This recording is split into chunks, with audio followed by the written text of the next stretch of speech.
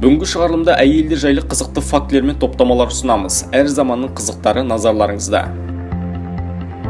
Ең көп балалы ана орыс шаруасы Федор Васильевтің әйелі. Ресми ақпараттар бойынша ол дүниеге 69 баланы әкелген. Бұл әйел 27 мәрте босанған. Олардың 16-сы егіздер, 3 бірдей үшем және 4 рет 4 егізден сәбилі болған.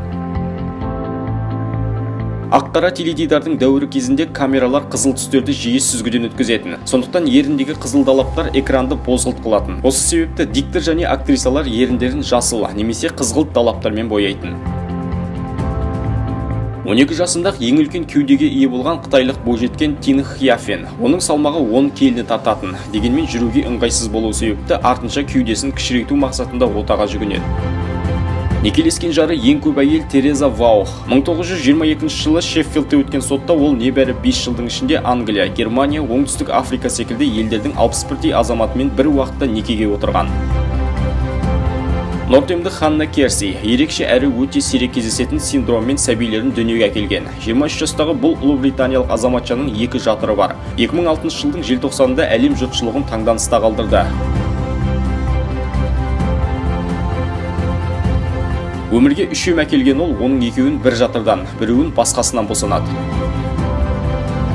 Бір қызығы жүктілік мерзімі қос жатырда да бір мезгілде басталған. Балалар да өмірге аман сау келді. Мұндай жағдай тұңғыш рет орын алып отыр. Дәл қазіргі уақытта әлемдегі ең үлкен гарем қарақшы Бен Беллаға тиесілі. Малайзияға жақын оңтүстік Қытай теңізінде 900-ге жуық тұтқын әйелдер отыр. Одан соң Бруни сұлтаны әлемдегі ең бай адамдардың бірі. Оның гаремінде 700 күң бар. Бірақ олардың бірде-бірімен мүлдем жақындаспаған. Олардың міндеті сұлтан үшін билеп беру және ән шырқау. Осындай күңдердің бірі 1992 жылы Америка мисс атанған Шен Маккети еді. Ежелгі римдік әйелдерде есім болмаған, олар тек әулеттік атқа ие болды. Мәселен, Юлия.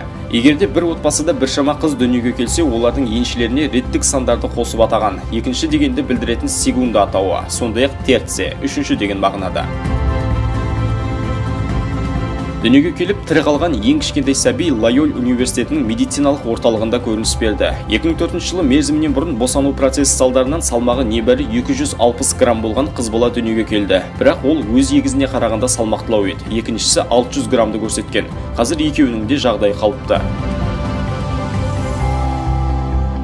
Ал өмірге келіп аман қалған сәбилердің арасынан ең салмағы ауыры 10 келі. Бойы болса 76 сантиметрді көрсетті. Оны 1955 жылы италиялық азаматша Кармелина Фидель босанған. 1140 жылы Вейнсбергті жаулап алу кезінде Рим империясының королі Конрад III әйелдерге қолдарына түскенді алып қаланы босатуға мүмкіндік берді. Ал әйелдер күйеулерін арқалап қаланы босатқан екен.